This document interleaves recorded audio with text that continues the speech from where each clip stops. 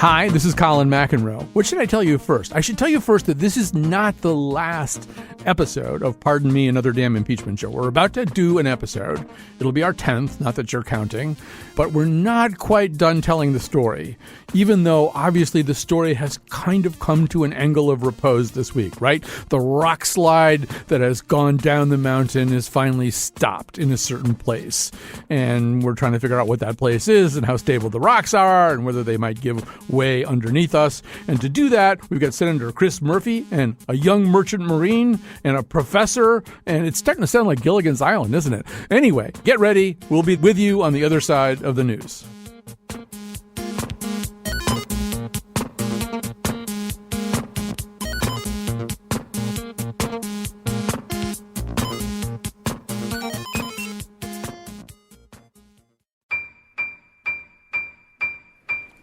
The United States Senate was made for moments like this. The framers predicted that factional fever might dominate House majorities from time to time. Article 1, abuse of power. In this article of impeachment, 48 senators have pronounced Donald John Trump, President of the United States, guilty as charged. I swore an oath before God to exercise impartial justice. It was evil, it was corrupt, and this should never, ever happen to another president. Ever.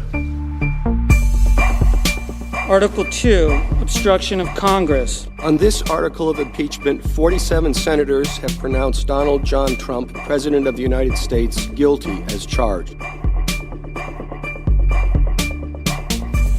I'm sure to hear abuse from the president and his supporters. Does anyone seriously believe that I would consent to these consequences other than from an inescapable conviction that my oath before God demanded it of me? And then you have some that used religion as a crutch.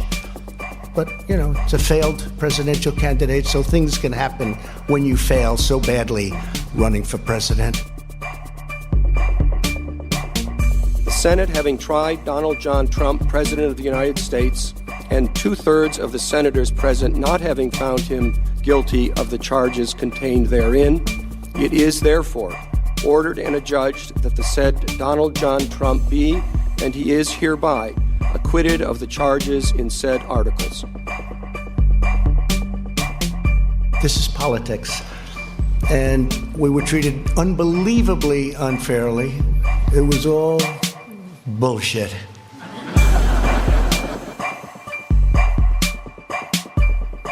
I hope we will look back on this vote and say this was the day the fever began to break. I hope we will not say this was just the beginning. The Senate, sitting as a court of impeachment, stands adjourned sine die. But we don't, all right? We're not adjourned. This is Colin McEnroe. Welcome to Pardon Me. This is our penultimate show, we think. You know my favorite part from that montage? Favorite is kind of a conditional word, but that montage done by our producer, Jonathan McNichol, it's not the bad word, which he says in the East Room of the White House. We're sorry about the bad word, but he said it, not us. No, it's when he says, this should never happen to another president again. And I'm thinking, good point. We'll try to warn future presidents not to do the kinds of stuff that you get impeached for. But he hasn't obviously learned his lesson. You know, you can think about this whole process and this whole week a lot of ways. And one of them is a dark night in Baltimore and the gunshots ring out and there's a guy who's dead in the street and there's another guy shot in the leg leaning up against a tire, and then you hear that whistle.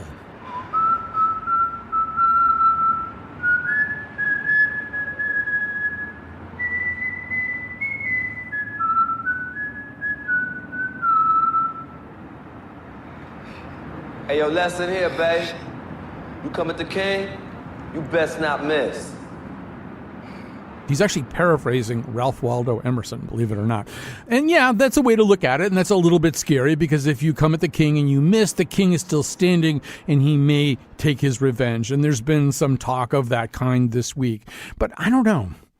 I actually went for a walk in the rain today with like no hat because I just wanted to feel the rain on my head. And I wound up thinking just about all the other stuff that's been going on. You know, I mean, it was announced today that we're paying Mar-a-Lago $17,000 a month in some instances to house Secret Service details that are guarding Donald Trump when he can't be bothered to be at the White House. And there's emoluments coming in, even though the suit doesn't appear to be working in court. And there's just, he pardoned war criminals over the objections of his own military leaders in the last 6 weeks. And I could go on because that's the real reality. This isn't one story. It's this unfolding set of stories all the time.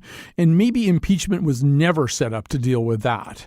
Impeachment might have been a pretty good way to deal with the Ukraine story, but not for the polymorphously political, perverse world we live in right now.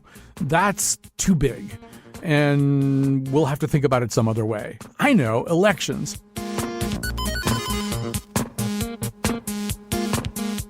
So at this time, it's our privilege to talk to U.S. Senator Chris Murphy, Democrat from Connecticut. Welcome to our show, sir. Thanks for having me. You've been through an incredibly traumatic week, and I'm not really talking immediately about the impeachment trial so much as the trade of Mookie Betts by the Red Sox. I think we should get that off the table right away. It hasn't happened yet, by the way. This guy, as we speak, is still having his physical evaluation, but what an absolute disaster. What's the point of being a sports fan if they're going to trade away the best player you've ever had on your team in the middle of his best seasons? I'm heartbroken. Right. So as if that weren't bad enough, there was this other thing happening. We should say I'm talking to you on Thursday. We're about a half an hour before the president's speculated or at least announced press conference to react to this. Have your feelings about this been fully processed? I mean, this isn't a big surprise. The outcome isn't a shock. Other than Senator Romney's votes, there weren't too many surprises. So I don't know. What's going on inside you right now? I mean, I've had two conflicting emotions over the last week. First, I guess the worst case scenario to me was that all of these Republicans were going to vote to acquit, but also deny the fact set. And to me, the danger to democracy is, not just letting a president get away with corrupting his office in order to solicit foreign interference. It's the whole idea that we'd lose a collective belief in an objective narrative that we are all trying to drive towards. And so I guess I get some consolation in the fact that many of my Republican colleagues in the end decided to acquit him, but did concede that the House managers had made their case. And in the long run, I still think there's a lot of damage done to democracy by normalizing this kind of conduct, but I also wonder whether we preserved a belief that underneath all of the spin, all of the propaganda that's coming at us from inside and outside the country, we still agree that facts are occasionally still facts.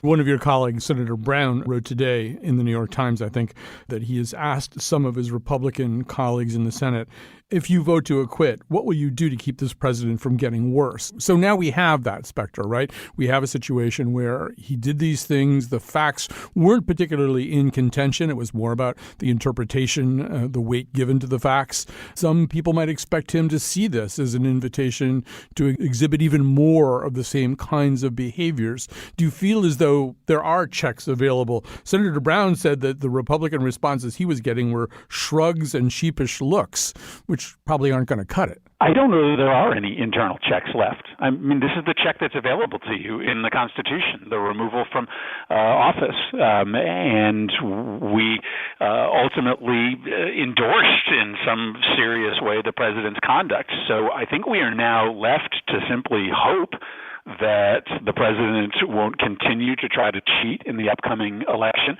and ultimately reserve the power of elections as the only check that we have left. And that has been our fear all along. I mean, right in the middle of the impeachment process, the president was sending Rudy Giuliani back to Ukraine to dig up more dirt on the Bidens. And so, there's no case to be made, as some people like Senator Colin try, that the president is contrite and he will have learned, he hasn't. And so I think we have to accept the notion that we are not going to be able to stop him from continuing to attempt to corrupt his office for political gain in the next 9 months. We are just going to have to try to be better than them electorally and remove him from office the old-fashioned way. I want to ask you a little bit about how you think the Senate is going to function post-trial. Very specifically, too, since we're talking about the condition of the election, one of the acts that's kind of hanging fire there is the so-called SHIELD Act, sponsored by Congresswoman Lofgren and Senator Klobuchar. These prohibit the exchange of campaign information between candidates and foreign governments, create a duty to report to the FBI about those kinds of contacts.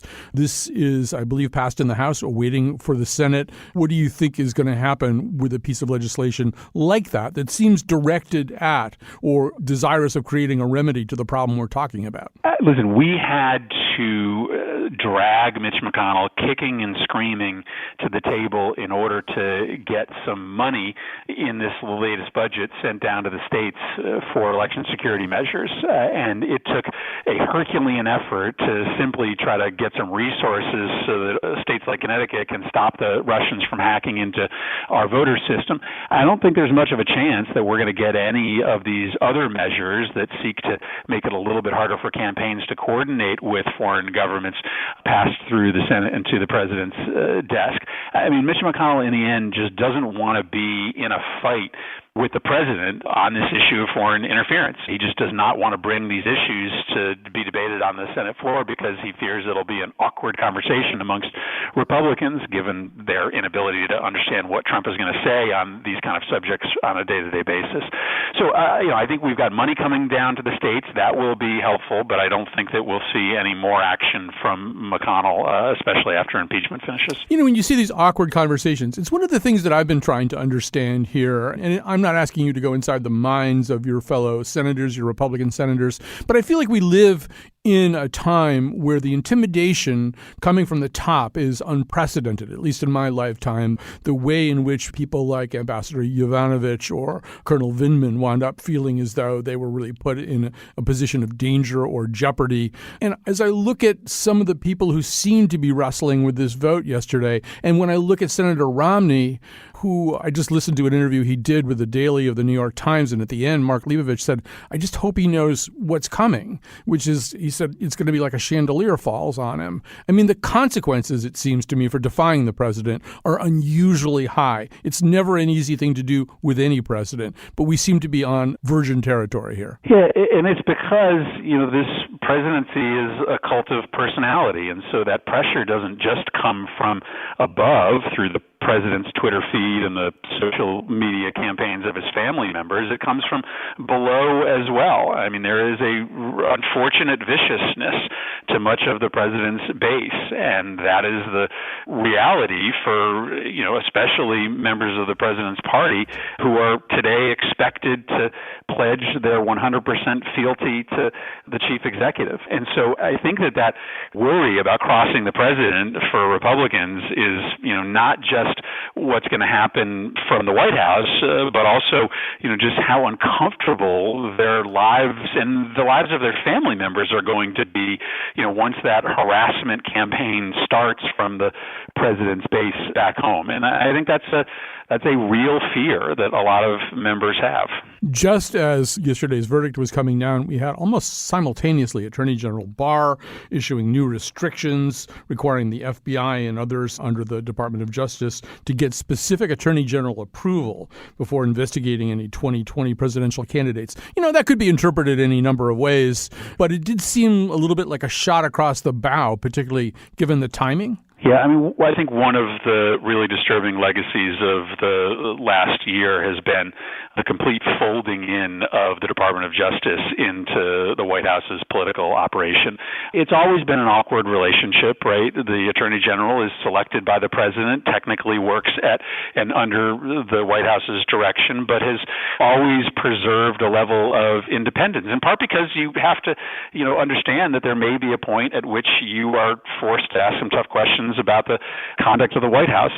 Bob Barr has just made himself a part of the president's reelection campaign, and this sort of preview that they are not going to take seriously any outside attempts to help the president will, in the end, ultimately just be an invitation to those entities, whether they are in North Korea or China or Russia, that are going to leap to the president's defense. So unfortunately, I think that announcement is going to make it more likely that you see the Russians or someone else get involved once again in the upcoming election. Given that level of divisiveness, how equipped is the Washington apparatus these days to pull together about something that might be a threat that has no particular partisan tincture to it? And I'm thinking of coronavirus. That may be the next, it may be less than we think it is. We don't know how lethal it is right now or how pervasive it's going to be. But imagine that it were to loom larger than it does now. That's going to require some kind of marshaling of the political apparatus, of the Department of Health and Human Services, of Homeland Security. And we're all going to kind of need to be on the same page, ideally.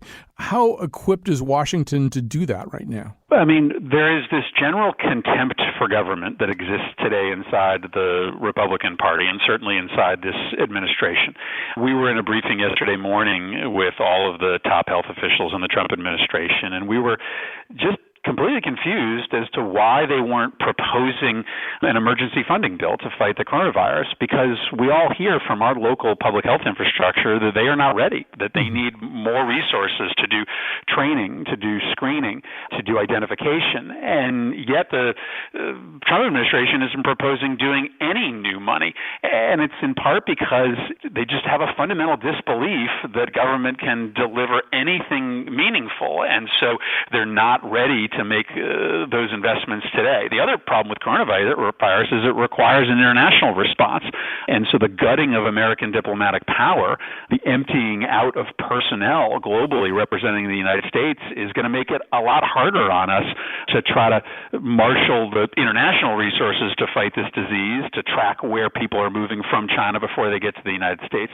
So it's a dangerous moment. This is probably the least equipped administration in our lifetime to deal with a pandemic disease, and I don't think they're ready. Right. I think it goes even further. I mean, in order to deal effectively with the international problem, you've got to have open channels to a lot of different governments, and they've got to feel as though they're not going to be penalized for being open about what they know. In other words, if you suggest that all of your policies are going to be punitive, restrictive, and inclined to impose all kinds of bans without a lot of evidence, you create a feedback loop where the other governments don't want to tell you what they know. Yeah, I mean, listen, there's this general disposition that nations have today, which is to stay away from the United States, right? You're going to get double-crossed by us. You're going to get drawn and dragged into our domestic politics. And so you're just better off doing deals with other nations and staying clear of the Trump administration.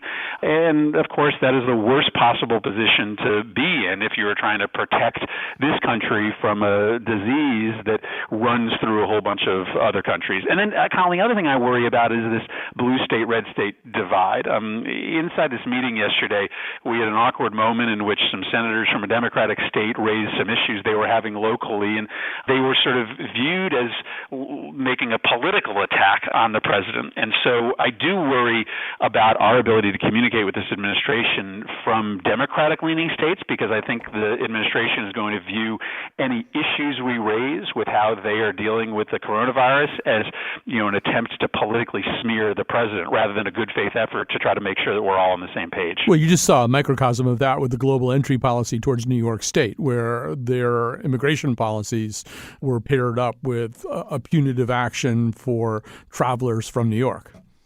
Yeah, and that's been the entire way that this administration has operated, is to sort of just separate the states into the Trump states and the Hillary states, and we unfortunately get treated with a very different standard than the states that voted for the president and that they hope will vote for him in 2020. You were, I think, pretty hot under the collar at the end of the State of the Union address. A lot of people were. You said that you wished you hadn't gone. This is an election year State of the Union address. We know what they're like. They tend to be laundry lists of accomplishments. What was different about this? And I guess the other half of the question is, I don't know, you slept on it? Did you feel any different? No, I was so mad. I was so mad because it wasn't just the president's conduct. It was also the conduct of the Republicans in the room who very gladly and willingly turned it into a political rally. I mean, they were chanting 4 more years at the State of the Union speech, which I don't think I've ever seen before. And the way in which, the president, turned it into a reality TV spectacle. I mean, I don't doubt that giving out congressional gold medals and reuniting families is good TV. I don't know that it's the proper use of a State of the Union speech. So I felt suckered. I felt like I had been invited to a State of the Union speech. It turned into a political campaign event. You're right that presidents tend to, especially in their final State of the Union speech, make the case for re-election, but I thought he crossed a line, and that'll be the last time I make that mistake. Have you spoken to Senator Romney yet? And if not, what do you want to say to him when you get that chance? I've had the privilege of getting to know Senator Romney over the last year. We spent a week together in the spring traveling through the Middle East. He's the chair of the Middle East subcommittee on the Foreign Relations Committee, and I'm the ranking Democrat. So we talk a lot, and I have gotten to talk about the president's conduct with Mitt a lot. I think he knows that he is already a figure of history, and he is really looking at a lens 100 years out in terms of how the history books are going to treat him. And I think he does worry that democracy can fall apart. And if this is, one of the pieces of that story as to how this experiment ends, he wants to be able to say that he was one of the folks who stood up on the right side of it. So I just came home last night and I, talked to my kids, my 11-year-old, my 8-year-old, not about my speech, but about Mitt Romney's speech. And I think a lot of parents did that. And I guess what I want to say to him when I get to chance to talk to him is to say thank you for allowing a lot of parents to be able to teach a lesson to their kids.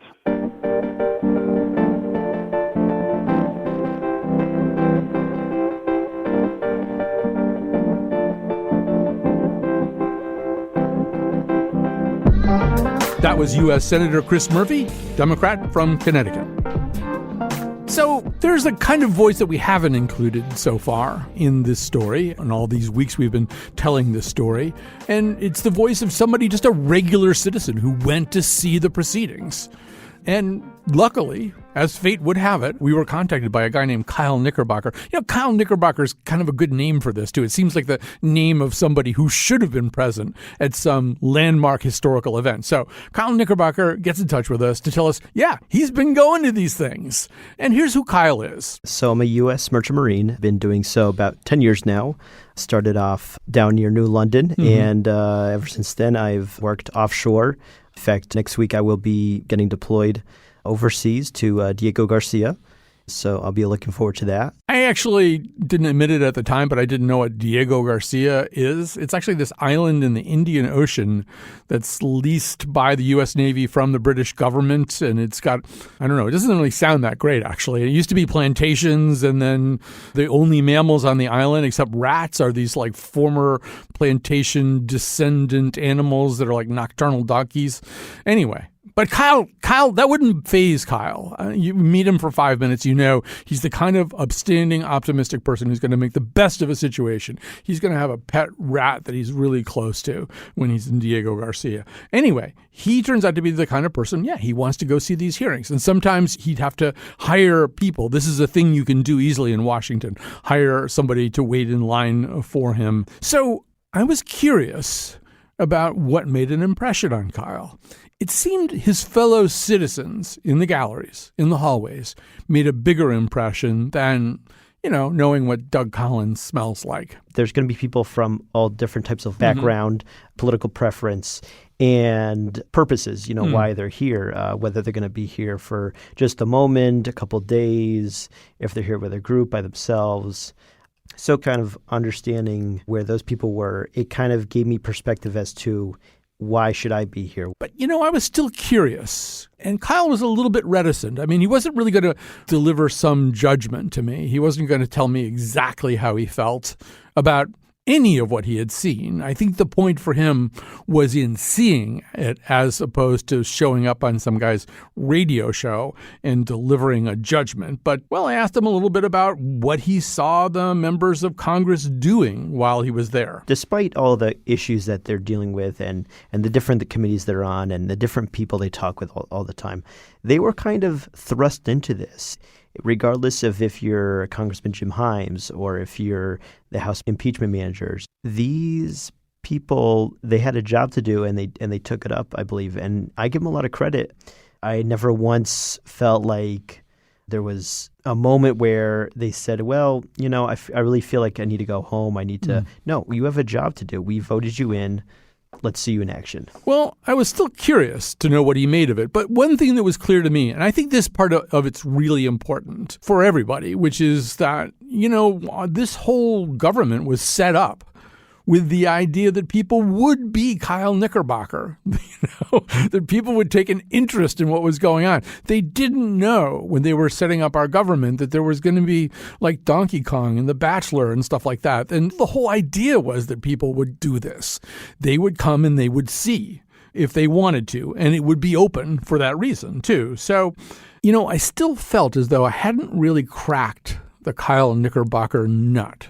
Like he hadn't really told me what kind of impression this made on him, whether it changed his mood or anything like that. Although when we did get into a conversation about mood, he had an interesting comparison to make. What I felt like, it just brought it all, it was very real. It was like when somebody's, let's say you have a brother and your brother's in trouble, right? You get home and you didn't know that your brother's in trouble, right? And everybody's sitting around the dinner table, right? You walk in, hey, how you doing? Oh, okay. Somebody's in trouble. Right. That's almost kind of what it felt like. That was the mood. Yeah, yes. That was the mood. Yeah. And even though Kyle and I wound up talking for, 20 minutes, I never really got him to say exactly what he thought. And I reflected on that later and I thought, well, the day that we were talking was right after the final vote, and then the very bizarre prayer breakfast, and then the even more strange East Room, whatever that was, the rant in the East Room of the White House. And there's a sense that Romney is going to get punished and Vindman's going to get punished. And why, if you were a 28-year-old merchant marine with your whole life ahead of you, why would you tell anybody what you were thinking? That wouldn't be smart. So Kyle, he kept a smile on his face and some ramrod merchant marine posture, and I appreciate that about him. And I also asked him, is this going to get to be a habit, right? Is he going to be one of these guys or people anyway, who show up at important public governmental landmark events? I went to these impeachment hearings and trial by myself, but I hope in the future that, if I was to get more involved, that I get some people coming with me. I just hope that's not his idea of a Tinder date, all right? Because that's going to be weird. Not everybody's going to want to do that. But I think it is important that you heard from Kyle. And, pretty soon he'll be on Diego Garcia, and this will all be a really distant memory. And we'll still be here with the political weather we're living in right now. We're going to take a break here and come back with a new edition of Factoids with Chion Wolf, and then a conversation with Ryan Goodman about how these senators will be remembered in their obituaries.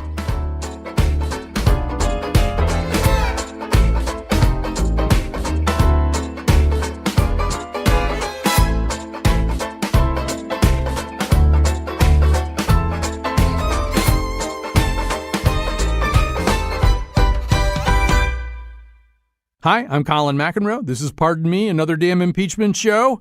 And this won't be the last Factoids, but it might be the next to last Factoids from Chion Wolf.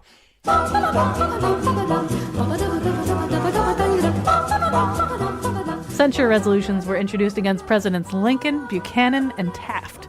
But when they were passed, the C word was removed. The grassroots group MoveOn.org started with a petition to censure President Clinton and move on to pressing issues facing the nation. In 1967, the U.S. Senate voted 92-5 to adopt a resolution censuring Connecticut Senator Thomas Dodd for converting campaign funds to personal use. Andrew Jackson is the only president to be formally censured by the Senate. 3 years after the censure, his supporters got the censure expunged, but I still know about it, so that didn't work.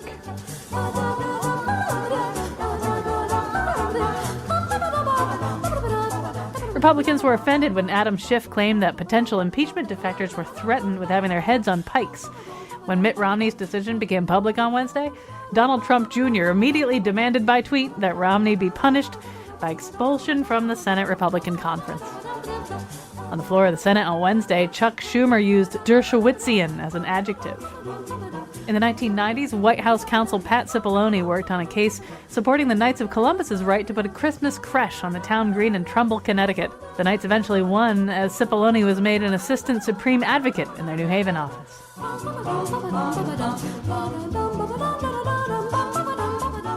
Just in case you think this kind of thing only happens here, the Forestry Union in Turkey estimated that 90% of the 11 million trees planted by the government 3 months ago have died because they were planted incorrectly.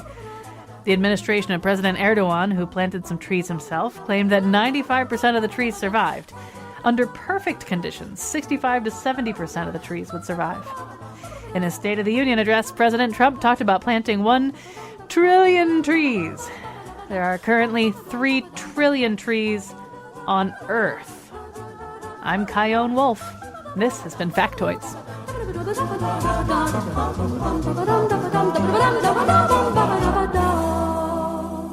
You know, we've been hearing a lot about history over the last few days. Actually, we've been hearing a lot about history for weeks and months, but very specifically about how history understands something, how recollection understands an event. It was there in the speech of Adam Schiff as he closed the House manager's argument, and he talked about people who voted for vindication would be tied with steel cords to this event throughout history. And then you heard it again in Mitt Romney talking about, I think he said something like, we're all footnotes to history ultimately, but still, you'll be judged, you'll be understood. And maybe that first judgment, that first thing that we could call a historical judgment, is a person's obituary.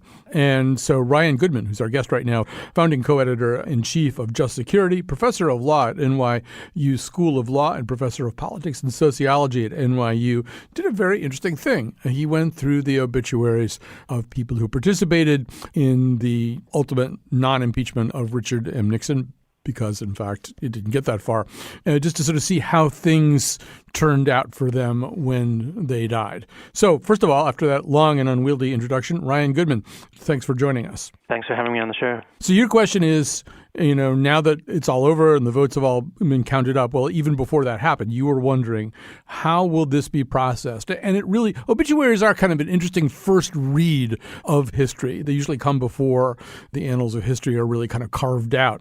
So explain what you did. So I went through and looked at every single Republican who had voted for or against the articles of impeachment for Richard Nixon in the summer of 1974 when it came out of the House Judiciary Committee. And that was the kind of historic vote because by the bipartisan vote that the House Judiciary took at that moment in time, then writing was basically on the wall that Nixon was going to be impeached, convicted, and removed. So it was all the pressure one could imagine on those Republicans to either break with or stay with their party.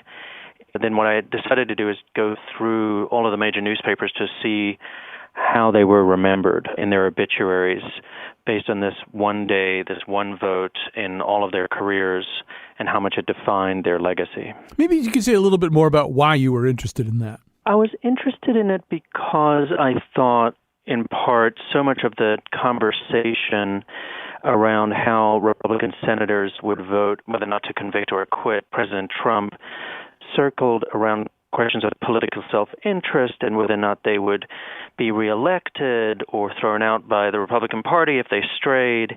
And all of that seemed to be about short-term thinking and only what mattered for maybe November 2020.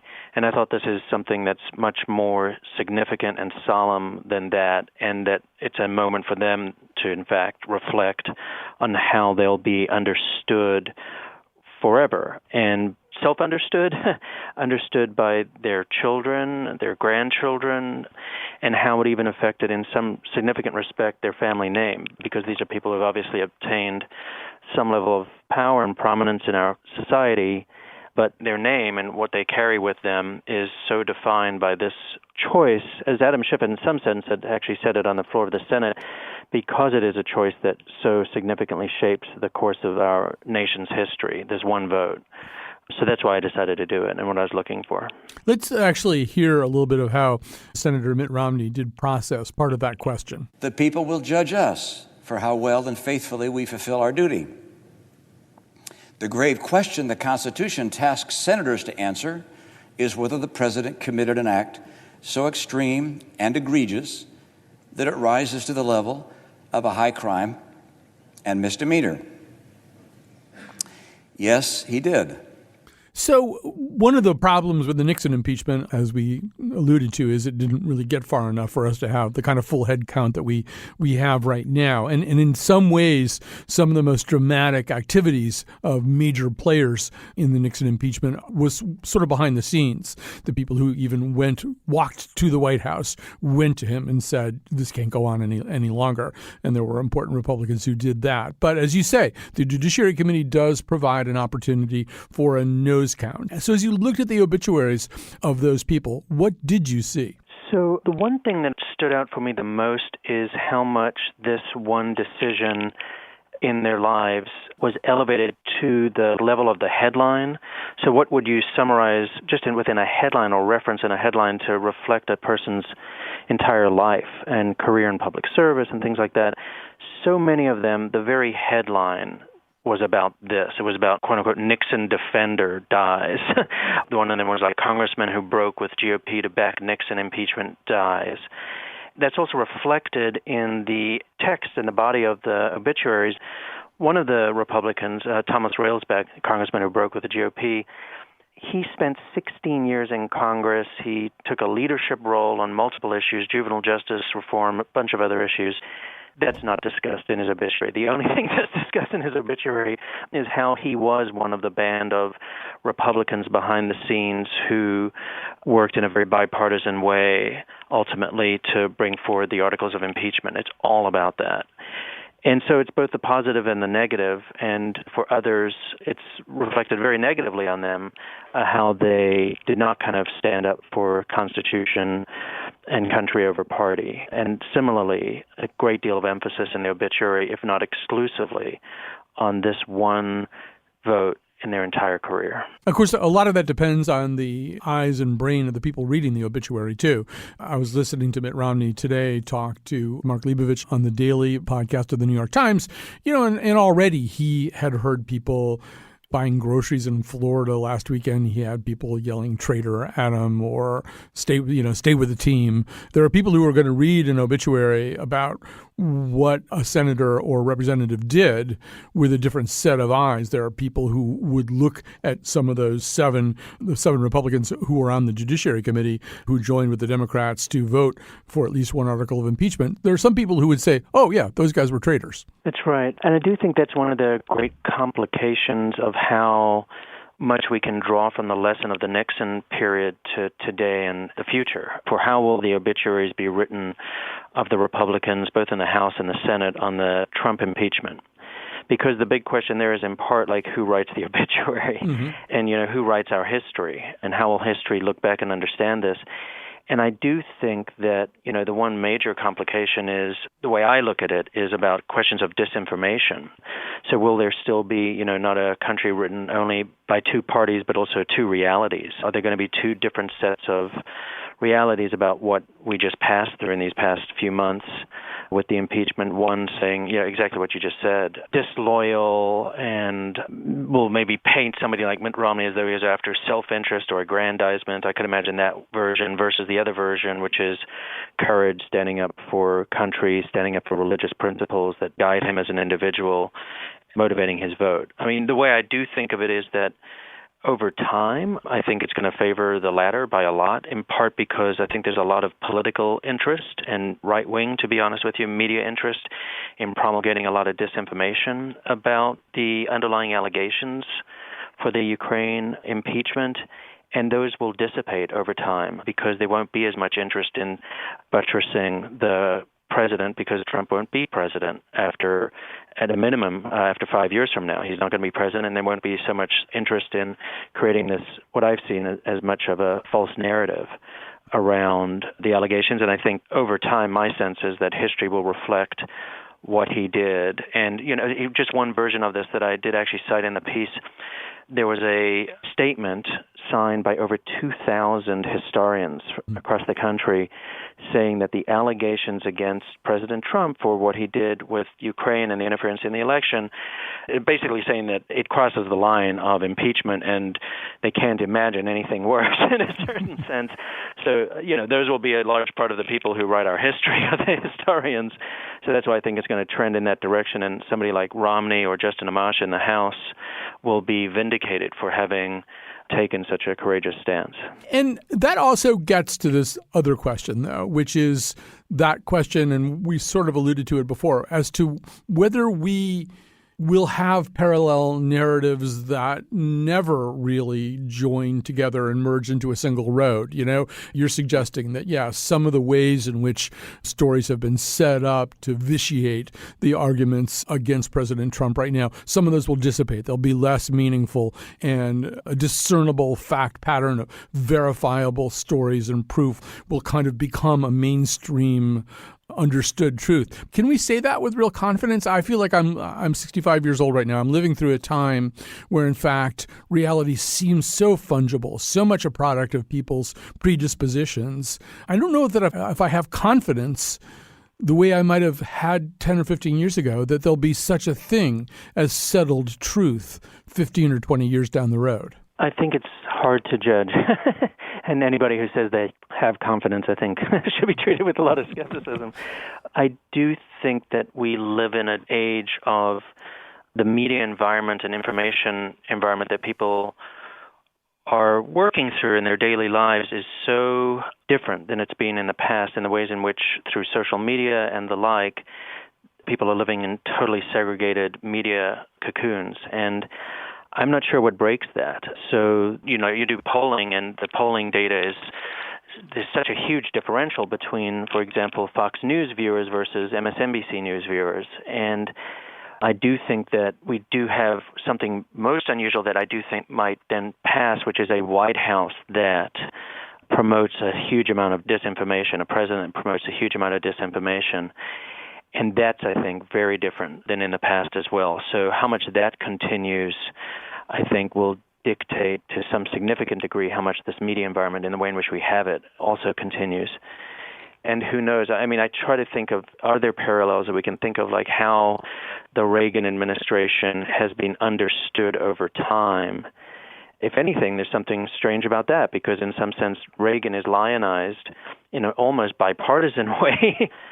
But we shall see. I do think that history will not look well upon the Trump administration. It just seems there's so many egregious problems that have destroyed the constitutional fabric and the norms that we're used to. But this is just a prediction in a certain sense that there will be a reckoning with that at a certain point. And part of the reckoning will be that when there is a Democratic president in the White House, then I think the Republican Party will not support the forms of disruption and norms breaking and empowerment of the executive. So that might be one of the ways in which we get a counterbalancing and a reassessment and a reckoning of how destructive the Trump administration has been to these kind of foundational norms that the country is based on. And then somebody like Justin Amash and Mitt Romney, for the stances they have taken, will come out looking extraordinarily favorable in the sense of how much they were willing to break when it really counted. All of this stuff really fascinates me. I'm old enough to have been at least kind of a teenager, a young adolescent at the time of the Nixon hearings. I certainly lived through, as a journalist, the Clinton impeachment.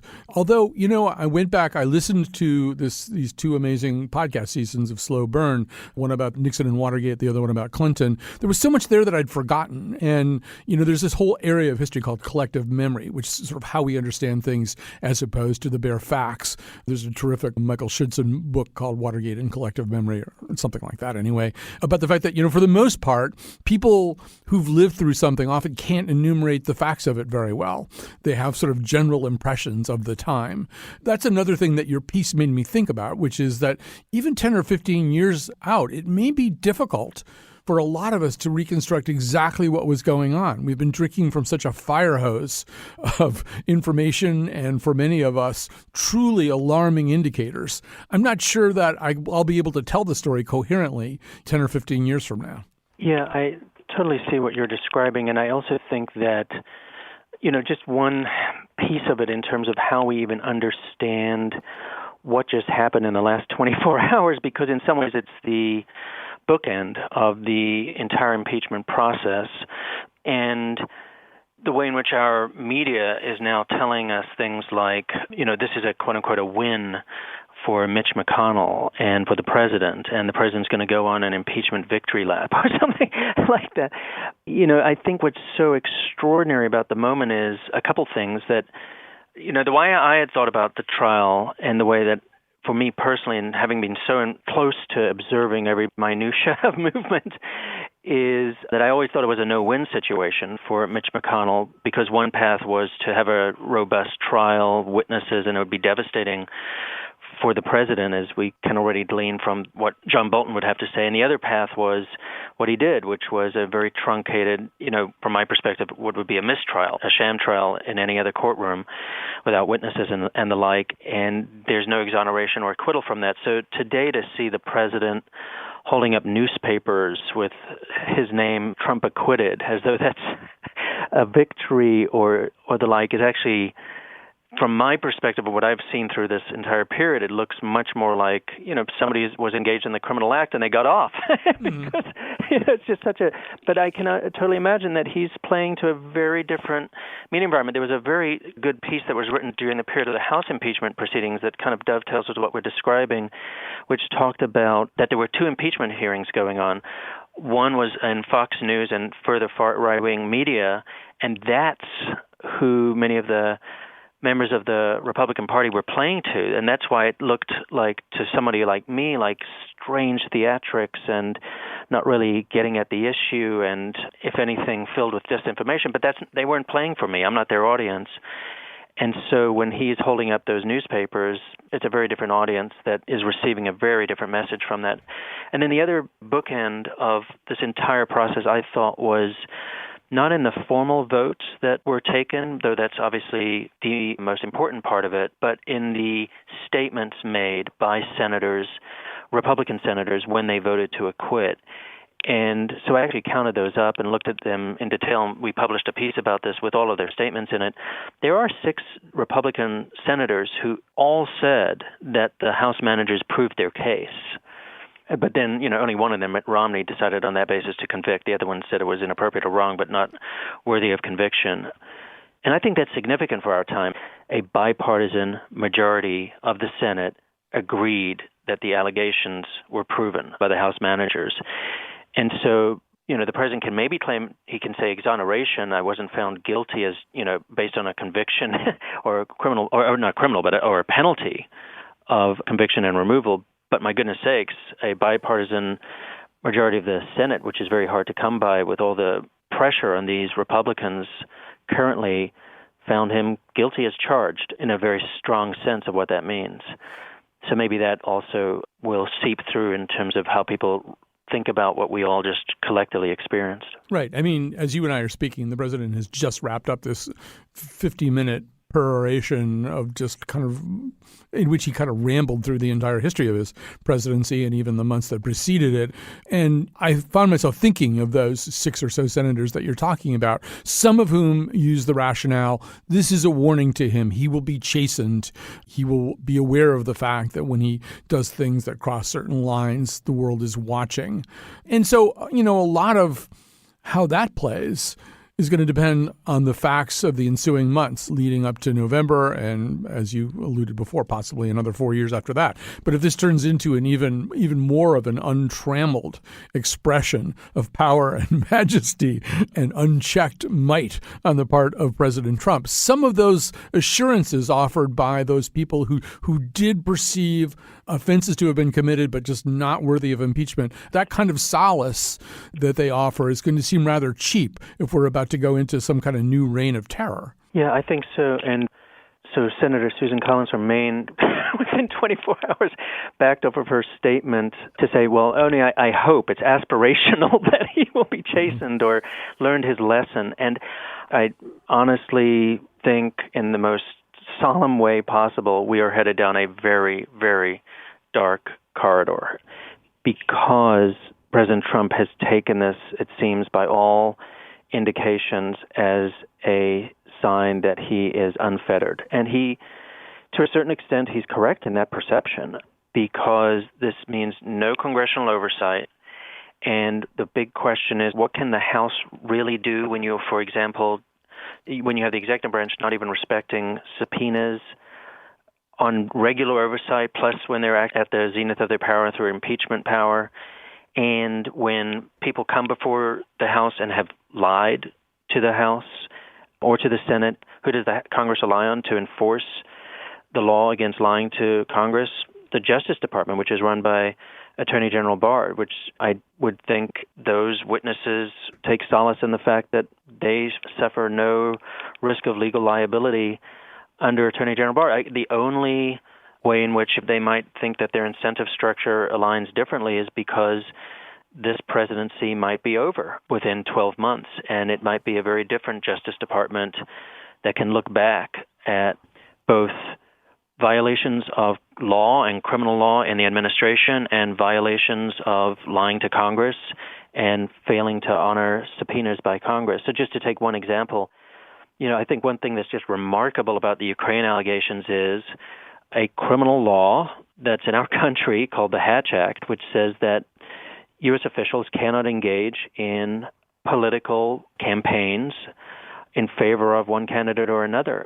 The allegations totally implicate the acting chief of staff, Mick Mulvaney. In Hatch Act violations, independent nonpartisan groups have filed complaints under this heading. Now, Mick Mulvaney might have no concern whatsoever in an Attorney General Barr Justice Department, but come January 21st, 2021, he needs to think about a very different calculation potentially. So I think that's the way in which I think there is still some check. It's about what happens after this period, but the period that we're entering right now, I think, is a very worrisome one for the country.